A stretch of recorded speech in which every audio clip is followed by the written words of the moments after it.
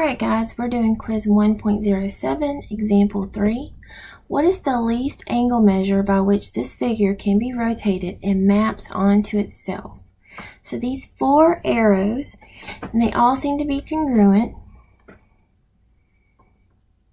And it feels like we would rotate it one time this way and it's going to map over here. So looking at this, this has 1, 2, 3, 4 sides. So what we're going to do is take the total degrees of a circle, 360 degrees, and divide by the number of sides, which is 4, and that gives us 90 degrees. So this one would map onto itself every 90 degrees. And the least, of course, would be 90 degrees.